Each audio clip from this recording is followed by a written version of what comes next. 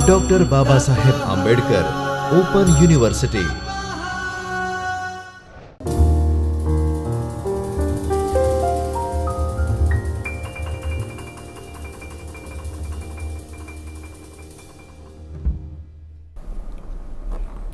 हरि ओम नमो नमः।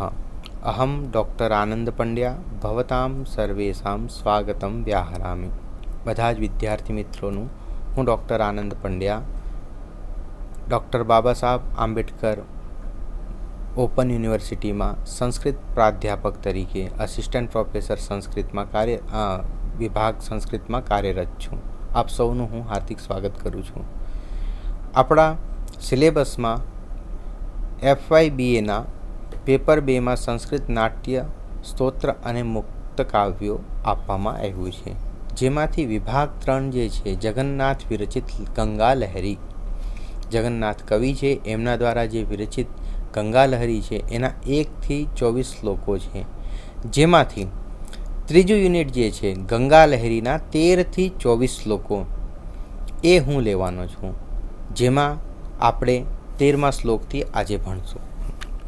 તો આના ઉદ્દેશ્યો શું છે? જો તમે આ યુનિટ ભણો તો આના ઉદ્દેશ્યો એ છે કે પ્રસ્તુત એકમના અભ્યાસથી વિદ્યાર્થીઓ ગંગા લહેરીના શ્લોકોનું શુદ્ધ અને સરળ વાંચન કરી શકશે, ગંગા લહેરી સ્તોત્રનું સારી રીતે આપણે ઉચ્ચારણ કરી શકીએ, શ્લોકમાં પ્રયુક્ત નવા શબ્દોના અર્થ જાણશે। વિદ્યાર્થી મિત્રો જે છે એ શ્લોકમાં જે વપરાવવામાં આવેલ જે શબ્દો છે નવા એને જાણશે, શ્લોકમાં પ્રતિબિંબિત થતા નવા ભાવોને પણ જાણશે અને શિખરણી છંદમાં રહેલું શ્લોકનું ગાન કરી શકશે।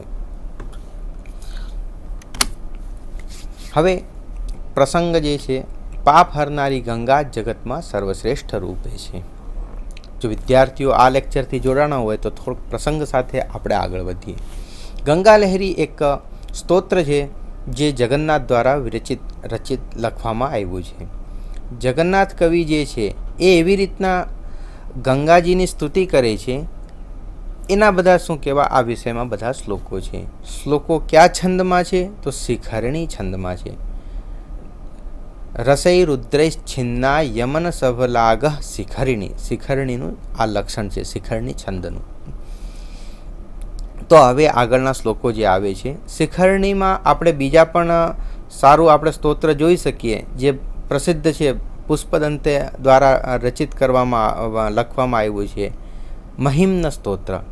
મહિમ્ન પારમ તે પરમ વિદુષો યદ્ય સદૃશી સ્તુતિર્બ્રહ્માદીનામપી તદ વસન્નાસ્ત્વયી ગિરા અથાવાચ્યમ સર્વમ સ્વમતિ પરિણામાવધિગૃણન મમાપ્યેષ સ્તોત્રે હરનિરપવાદ પરિકર। ભગવાન માહેશ્વરની સ્તુતિ છે આ બધામાં। શિખરણી છંદ ગાયન માટે બહુ સરસ છે, જેનું આપણે ગાયન પણ કરી શકીએ છીએ।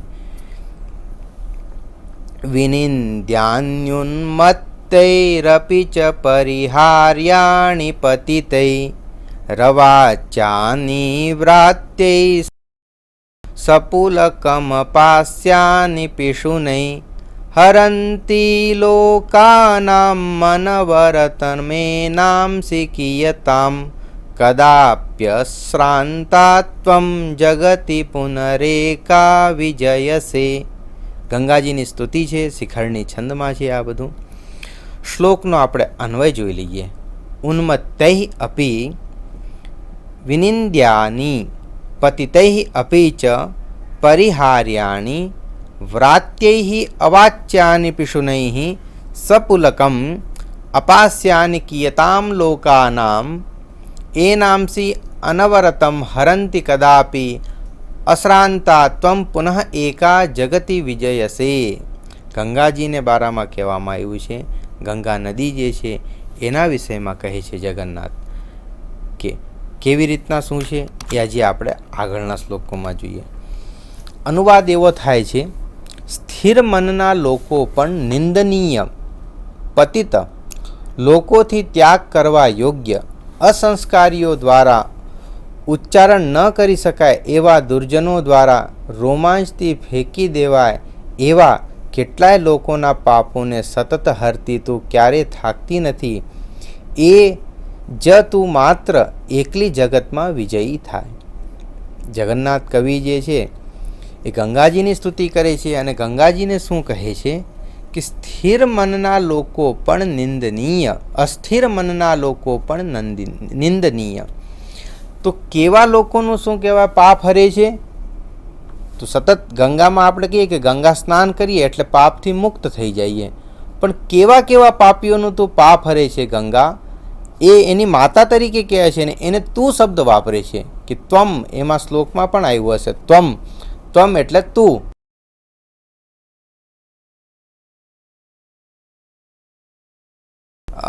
મધ્યમ પુરુષનો પ્રયોગ થાય છે. પ્રથમ પુરુષ, મધ્યમ પુરુષ અને ઉત્તમ પુરુષ ધાતુમાં હોય છે. એમાં મધ્યમ પુરુષનો યુષ્મદ અને અસ્મદ શબ્દ સાથે મધ્યમ પુરુષનો ઉપયોગ થાય છે. તો ત્વમ કિમ લિખસી એવી રીતના બધા પ્રયોગો છે. તો વિજયસી એવી રીતના છે. તો આપણે માતા તરીકે એ ગંગાને જોઈ છે કવિ જગન્નાથ, અને કેવી રીતના એની વર્ણન કરે છે કે તું તો એટલી મહાન છો મારી માતા કે તું દરેક પાપીઓના પાપ હરી લે છે. પણ એ પાપી કેવા છે એ અહીંયા આ શ્લોકમાં બતાવવામાં આવ્યું છે. અસ્થિર મનના લોકો પણ નિંદનીય, પતિત લોકોથી ત્યાગ કરવા યોગ્ય. જે પતિત થઈ ગયા હોય, એ પથભ્રષ્ટ થઈ ગયા હોય, એટલા નિમ્ન કોટીના હોય કે જેમનો ત્યાગ કરવા યોગ્ય છે, જેમને ત્યાગ કરી દેવામાં આવે છે, સમાજથી એમને બહિષ્કૃત કરવામાં આવે છે, એવા લોકો પણ અસંસ્કારીઓ દ્વારા ઉચ્ચારણ ન કરી શકાય એવા, એટલે જેમનો ત્યાગ કરવામાં આવ્યું છે, અસ્થિર મનના જે છે એ નિંદનીય છે, અને જેનો સમાજ દ્વારા શું કહેવાય બહિષ્કાર કરવામાં આવી જાય છે, એવા અસંસ્કારીઓ દ્વારા ઉચ્ચારણ ન કરી શકાય એવા, કે જે અસંસ્કારી, જેમાં સંસ્કારથી જે રહિત હોય છે, એવાથી પણ જે ઉચ્ચારણ ન કરી શકાય એવા દુર્જનો દ્વારા રોમાંચ ફેંકી દેવાય એવા. એટલે એટલા દુર્જનો પણ જે દુર્જનનું ઉચ્ચારણ કરે તો એના પણ રોમટા ઊભા થઈ જાય. એટલે વિચાર કરો કે એ કેટલો દુર્જન હશે. એવા દુર્જનોને પણ માં જે તું છે, કેટલા લોકોના પાપોને સતત હરતી તું ક્યારેય થાકતી નથી. તું સતત આટલા બધા પાપીઓના પાપ ધોય છે ત્યારે પણ તું થાકતી નથી. એટલે કહેવાનો આશય છે કે ગંગા સતત વહતી રહે છે, એ ક્યારે ઊભી નથી રહેતી. તો જો આટલા પાપીઓના તું પાપ ધોવો છો, જે આટલા મોટા મોટા પાપીઓ જે છે એ લોકોનું પણ તું પાપ ધોઈને એમને સ્વચ્છ બનાવી દો છો હે માતા, તો પણ તું થાકતી નથી. એટલે તું તો પણ રોકાતી નથી, તું સતત ચાલ્યા જ કરે છે મારી માં. એવી રીતના તો શ્લોકમાં આવી રીતના કહેવામાં આવ્યું છે. તું માત્ર એકલી જ જગમાં વિજયી થાય, આ જગતમાં જે છે તું એક જ વિજય થાવ મારી માતા. એવી રીતના શ્લોકમાં અમુક શબ્દો આવ્યા છે. વિનિંદ્યાની એટલે નિંદા કરવા માટે યોગ્ય. ઉન્મત્તૈ એટલે ઉન્મત્ત એટલે અસ્થિર ચિત્તવાળા. પરિહાર્યાણી એટલે ત્યાગ કરવા જેવા, એટલે પરિહાર એટલે નિવારવું. વ્રાત્યૈ એટલે જેના પર સંસ્કાર વિધિ થયા નથી તેવાથી, જેના ઉપર કોઈ સંસ્કાર કરવામાં આવે છે. દાખલા તરીકે યજ્ઞોપવિત સંસ્કાર કરવામાં આવે છે. તો યજ્ઞોપવિત સંસ્કાર કરીએ એટલે એને કહેવાય કે ગાયત્રી મંત્રનું જાપ કરવું જોઈએ, પણ એ ન કરે તો એ વ્રાત્ય કહેવાય છે. એવી જ રીતના અવાચ્યાની ઉચ્ચારણ નહીં કરવા યોગ્ય, જેમનું નામ લેવાથી પણ પાપ લાગે છે, એ એટલા પાપીઓનું તું શું કહેવાય તારણ કરે છે માં. પતિતૈ એટલે પાપીઓ વડે જે એટલા પતિત થઈ ગયા છે. પીશુ નહીં એટલે દુષ્ટો વડે. સપુલકમ રોમાંચ સહિત એટલે રૂવાડા ઊભા થઈ જાય તે રીતે, એ જેમનું ઉચ્ચારણ કરે તો એમના રૂવાડા ઊભા થઈ જાય. એટલે એટલા મોટા પાપીઓને પણ તું પાપ હરી લે છે. અપાસ્યાની એટલે ફેંકી દેવા યોગ્ય. અનવરતમ એટલે સતત. એનામસી એટલે એમના પાપોને. કિયતામ એટલે કેટલા. કદાપી અશ્રાંતા ક્યારેય તું થાકતી નથી. ત્વમ એટલે તું. જગતી એટલે જગતમાં. પુનઃ એકા એટલે ફરીથી એક જ. વિજયીસી એટલે વિજય સર્વશ્રેષ્ઠ છે, વિજયી છે. એવી રીતના શ્લોકમાં કહેવામાં આવ્યું છે. શ્લોકનો આપણે વિમર્શ જોઈ લઈએ. ગંગા જ એકમાત્ર જગતમાં સર્વશ્રેષ્ઠ છે, તેમ ભક્તિભાવે તેને વિનવતા કવિ પાપીઓના પાપ કેવા કેવા હોય છે તે વર્ણવે છે. કેટલાક પાપીઓના પાપને ગાંડાઓ પણ નીંદે તેવા હોય છે. તે પાપોને પાપીઓ પણ ત્યજે એવા ભયંકર હોય છે. સંસ્કારહીન લોકો પણ તેનું ઉચ્ચારણ ન કરે તેવા હોય છે અને દુર્જનો પણ તેનો ત્યાગ કરે તેવા પાપીઓને ગંગા હરે છે.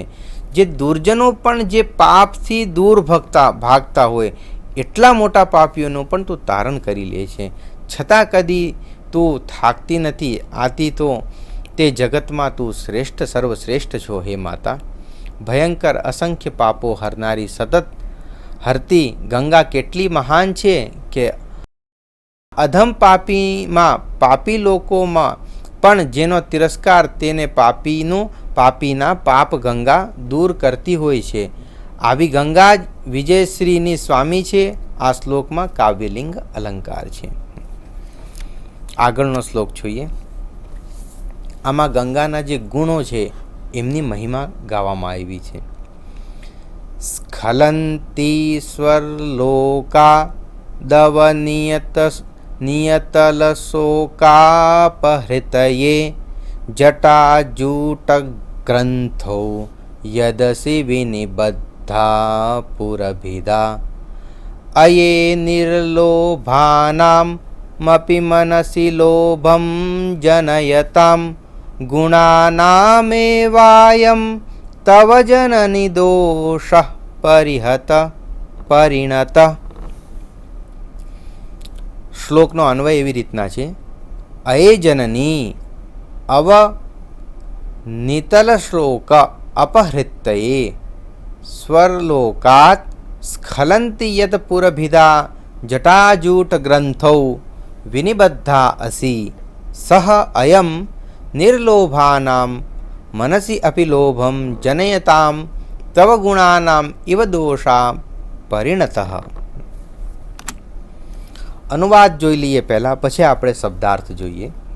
હે જનની, પૃથ્વી પરનો શોક દૂર કરવા માટે સ્વર્ગમાંથી નીચે પડતી તને શંકર જટાપાશમાં જે બાંધી લીધી છે તે નિર્લોભના મનમાં પણ લોભ ઉત્પન્ન કરે તેવા તારા ગુણોના જ દોષો પરિણમ્યા છે. શબ્દાર્થ આપણે જોઈએ. અયે જનની, જનની એટલે કોને કહેવાય? માતાને કહેવાય. અયે જનની, એ માતા, હે માતા, અરે માતા એવા અર્થ તમે લઈ શકીએ. અવનિતલ એટલે પૃથ્વી પરનો, શોક એટલે શોક દુઃખ, અપહૃતયે એટલે હરવા માટે, દૂર કરવા માટે, સ્વરલોકાત એટલે સ્વર્ગલોક પરથી, સ્ખલંતી એટલે સ્વર્ગલોકથી તું નીચે આવી છે પડતી, પુરભિદા જેણે દૈત્યોના 3 નગરો તોડી નાખ્યા છે એટલે શંકર, જટાજૂટ જટામાં બાંધેલ, ગ્રંથો એટલે ગ્રંથિઓમાં, શંકરની જટાની ગ્રંથિઓમાં, વિનિબદ્ધા એટલે તું બંધાયેલી છો, યદ જે, યદ એટલે જે, અસી એટલે છે, જે છે તે એટલે સહ એટલે તે, નિર્લોભામ એટલે નિર્લોભના શંકરના, મનસી એટલે શંકર ભગવાનના મનમાં પણ, લોભમ એટલે લોભને, જનયતામ એટલે તે ઉત્પન્ન કર્યો છે, એવમયમ એવા આ દોષ ગુણાનામ ગુણોમાં જ પરિણમ્યા છે. ટૂંકમાં આપણે એનો ભાવાર્થ સમજીએ કે એવો છે એમાં કે હે ગંગા, હે ગંગા માતા, તારી સ્તુતિ કરું છું. કેવી સ્તુતિ કરું છું? કે તું પૃથ્વી પરના શોક દૂર કરવા માટે સ્વર્ગથી નીચે પડતી હતી, તને શંકરે જટાપાસમાં જે બાંધી લીધી છે. પણ શંકર તો કેવા છે? એ તો નિર્લોભી છે, એમને તો કોઈ લોભ નથી. પણ તને જોઈને એ પણ લોભી થઈ ગયા. એટલે એક પ્રકારથી ગંગાનું આ વિશિષ્ટ એનું વિશિષ્ટ વર્ણન છે કે તને જોઈને કોઈ નિર્લોભી માણસ પણ લોભી થઈ જાય છે. પણ લોભને ઉત્પન્ન કરે તેવા તારા ગુણોને જ દોષો પરિણમ્યા છે. તો તું શંકર ભગવાનના મનમાં પણ એક લોભ ઊભો કરી દે છે. તો આ તારો ગુણ પણ છે, આ તારો દોષ પણ છે.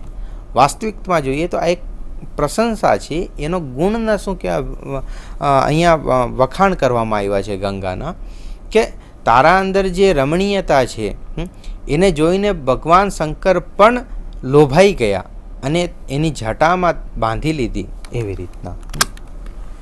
વિમર્શ એવું છે આ શ્લોકનું: સતત જગતના લોકોના દુઃખ દૂર કરવા માટે ગંગા સ્વર્ગમાંથી પૃથ્વી પર આવવા લાગી, ત્યારે શિવે તેના ગુણો પર આસક્ત થઈને તેને પોતાના જટાપાશમાં સમાવી દીધી.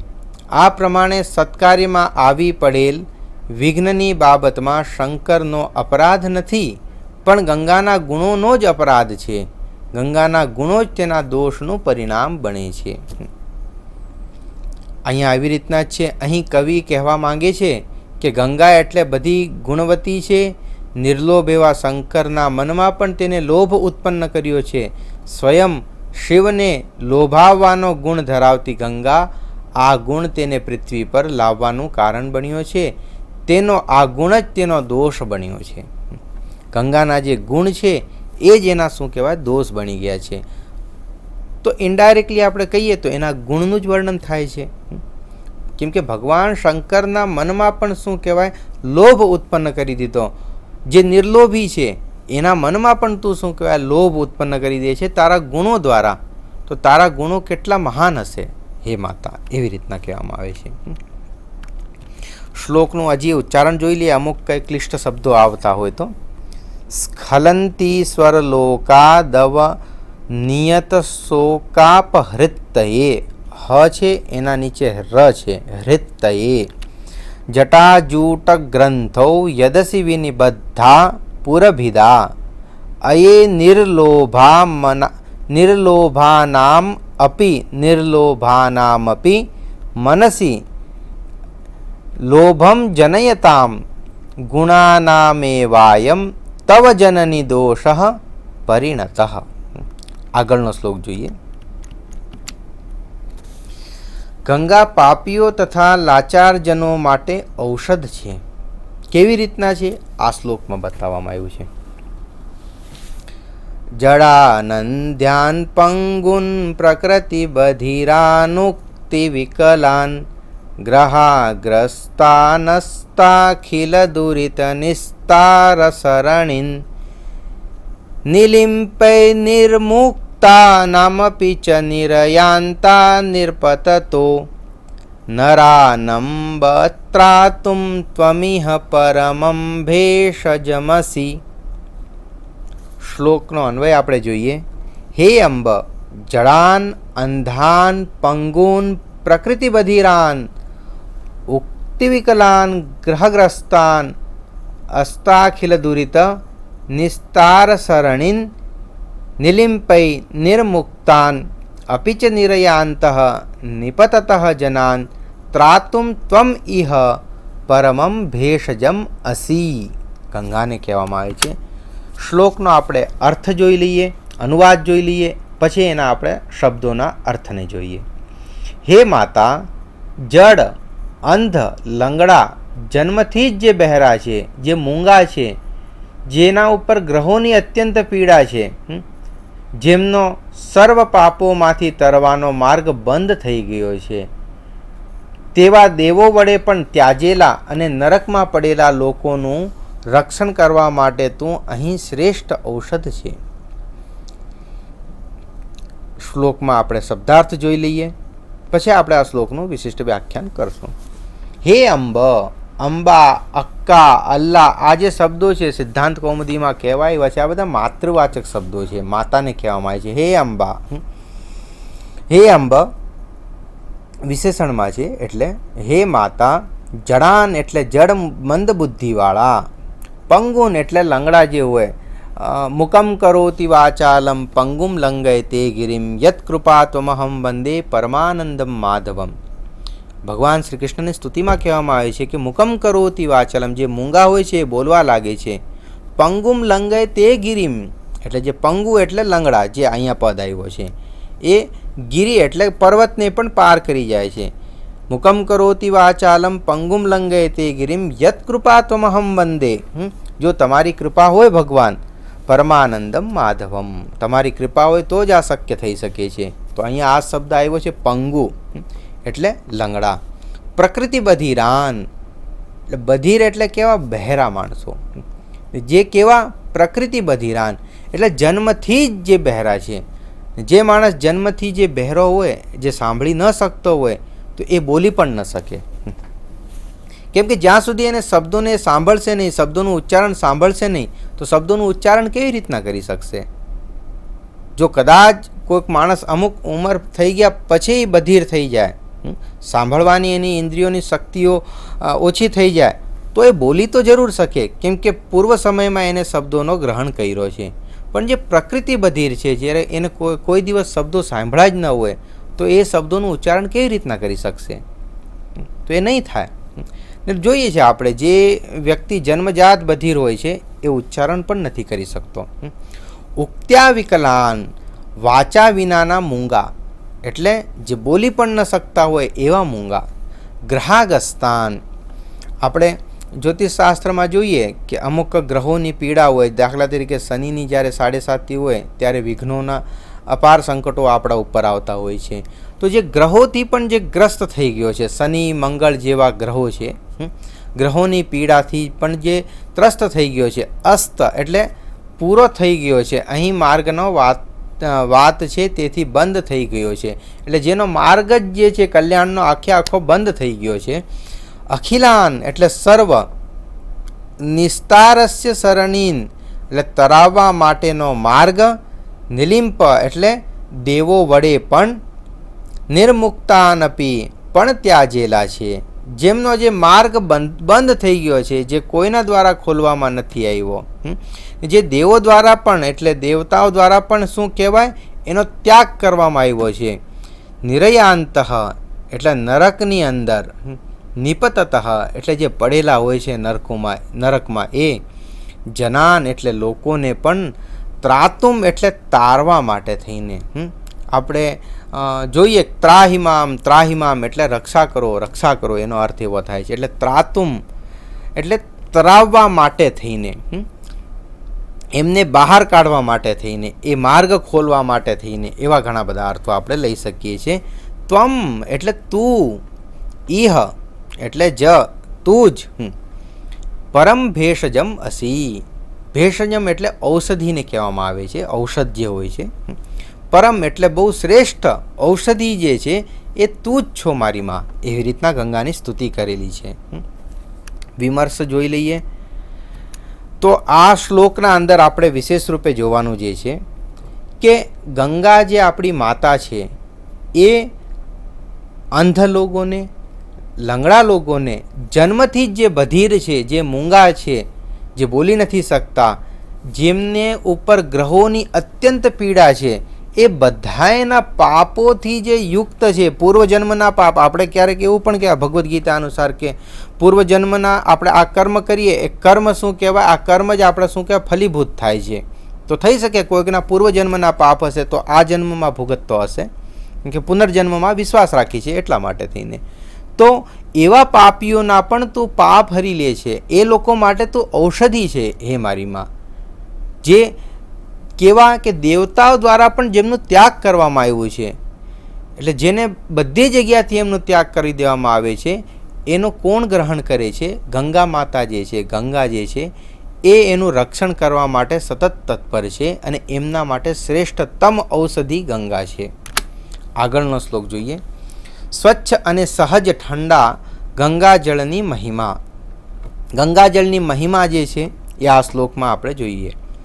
સ્વભાવા સ્વચ્છાનામ સહજ શિશિરાણામયમપા મપારસ્તે માતર જગતિ મહિમા કોપી જગતિ મુદાયમ ગાયંતી ધુતલમનવદ્યદ્યુતિભૃતઃ સમાસાદ્યાદ્યાપી સ્ફુટલપુલકસાંદ્રા સગરજાહ. શ્લોકનો અન્વય. હે માતઃ અનવદ્યદ્યુતિભૃતઃ સ્ફુટપુલકસાંદ્રઃ સગરજાહ દ્યુતલમ સમાસાદ્યઃ મુદા અદ્યાપિ યમ ગાયંતી સહતે સ્વભાવસ્વચ્છાનામ સહજ શિશિરાણામ અપામ અયમ અપારઃ કોપી મહિમા જયતી, જગતી જયતી એવી રીતના છે. શ્લોકનો અનુવાદ જોઈએ, પછી એનો શબ્દાર્થ આપણે જોઈએ. હે માતા, દિવ્ય તેજને ધારણ કરનાર અને સ્પષ્ટ તથા ગાઢ રોમાંચથી વ્યાપ્ત સગર પુત્રો સ્વર્ગને પ્રાપ્ત કરીને આજે પણ આનંદથી જેનું ગાન કરે છે, આ તારા સ્વભાવને સ્વચ્છ અને સહજ રીતે ઠંડા જળને અપાર મહિમા જગતમાં વિજય પામે છે. શબ્દાર્થ એવા છે અહીંયા. હે માતઃ સંબોધન છે. હે માતા, અનવદ્યુતિ ભૃતઃ એટલે સ્તુતિ કરવા યોગ્ય, તેજ ધારણ કરનારા, સ્ફુટકપૂલક સાંદ્રહ એટલે સ્પષ્ટ ગાઢ રોમાંચવાળા, સગરજા, સગરજા એટલે સગરના જે ઉત્પન્ન થયેલા પુત્રો છે એના વિષયમાં, દ્યુતલમ અધ્યાપી એટલે આજે પણ, સમાસાદ એટલે પ્રાપ્ત કરીને, મુદા એટલે આનંદથી, યમ એટલે જેનું, ગાયંતી એટલે ગાન કરે છે, તે એટલે એવી, સ્વભાવત સ્વચ્છાના સ્વભાવથી જ સ્વચ્છ અને નિર્મળ છે, સહજ શિશિરાણામ સહજ રીતે જ ઠંડા, અપામ એટલે જળ, અપારહ એટલે પાપ વિનાનો, મહિમા એટલે મહિમા, જગતી એટલે જગતમાં, જયતી એટલે વિજય પામે છે. તો શ્લોકનો અનુવાદ આપણે એક વખત સમજીએ અને એનું વિશિષ્ટ વ્યાખ્યાન સાથે આ આપણે શ્લોક અહીંયા સંપૂર્ણ કરીએ. હે માતા એટલે ગંગા માતાને કહે છે, દિવ્ય તેજને ધારણ કરનાર તું છે હે મારી માતા, જે સ્પષ્ટ તથા ગાઢ રોમાંચ વ્યાપ્ત સગર પુત્રો સ્વર્ગને પ્રાપ્ત કરીને આજે પણ આનંદથી જેનું ગાન કરે છે. સગર પુત્રો વિશે નાની કથા છે કે જ્યારે કપિલ મુનિના આશ્રમમાં જ્યારે અશ્વમેધ યજ્ઞ થતો હતો ત્યારે અશ્વને ત્યાં બાંધી દેવામાં આવ્યા હતા અને સગરના જે બધા વંશજો જે હતા એ બધા પુત્રો કપિલ મુનિના આશ્રમમાં પહોંચે છે અને ઇન્દ્ર જો યજ્ઞ પૂરા થઈ જાય અને અશ્વમેધ થાય તો ઇન્દ્રનું આસન ચાલી જાય, એટલે ઇન્દ્રએ કપટથી એ અશ્વને લઈને કપિલ મુનિના આશ્રમમાં બાંધી દીધો. તો જ્યારે સગરના બધા પુત્રો ત્યાં પહોંચે છે એટલે એ કપિલ મુનિને સમજે છે કે આનો અશ્વનો હરણ તો આ કપિલ મુનિએ કર્યો છે અને એમને હેરાન કરવા માંગે છે, એટલા માટે થઈને કપિલ મુનિએ બધાને ભસ્મ કરી નાખે છે. એટલે ભાગીરથી જે ઋષિ હતા એ ગંગાને સ્વર્ગમાંથી લઈને આવે છે અને ગંગા જળનો એમને જે ભસ્મ થયેલા સાથે સ્પર્શ કરાવવાથી સગરના જે પુત્રો ભસ્મ થઈ ગયા છે એમને સ્વર્ગ પ્રાપ્ત થાય છે. તો કોનાથી થાય છે કે ગંગા જળનું એમનું જે અસ્થિનું જે ભસ્મ છે એને સ્પર્શ થવાથી એમને સ્વર્ગની પ્રાપ્તિ થાય છે. તો તું સ્વર્ગમાં પહોંચાડનારી પણ જે છે એ તું ગંગા છે. એટલે આ જ પ્રસંગ છે. સગર પુત્રો સ્વર્ગને પ્રાપ્ત કરીને આજે પણ આનંદથી જેનું ગાન કરી રહ્યા છે. કોના દ્વારા આ સ્વર્ગનું પ્રાપ્ત થયું? ગંગા દ્વારા થયું. તે આ તારા સ્વભાવને સ્વચ્છ અને સહજ રીતે ઠંડા જળનો અપાર મહિમા જગતમાં વિજય પામે. એટલે તારી આ જગતમાં, આ સંપૂર્ણ વિશ્વમાં તારી શું કહેવાય? જયતી એટલે તું વિજય પામે હે મારી માતા. આવી રીતના જગન્નાથ કવિ જે છે એ ગંગાની સ્તુતિ કરે છે. સંદર્ભ ગ્રંથો લીધા છે એ બધા, અને આવી રીતના કહીને આપણે આ શ્લોકો 4 શ્લોકો અહીંયા ભણ્યા છે. શિખરણી છંદમાં છે. આપણે એનું સર્વપ્રથમ ઉચ્ચારણ શીખીએ. ઉચ્ચારણ શીખી લીધા બાદ પ્રયત્ન કરશું તો એને આપણે છંદમાં, રાગમાં પણ ગાઈ શકીએ કરીને. ને ટૂંકમાં સમજવું હોય તો મહિમ્ન સ્તોત્રમાં જે રાગ છે, શિખરણી છે, એ જ આ રાગ આપણે એમાં લઈ શકીએ. આટલું કહીને આજનું લેક્ચર આપણે અહીંયા સમાપ્ત કરીએ. ધન્યવાદ. સ્વાધ્યાયઃ પરમં તપ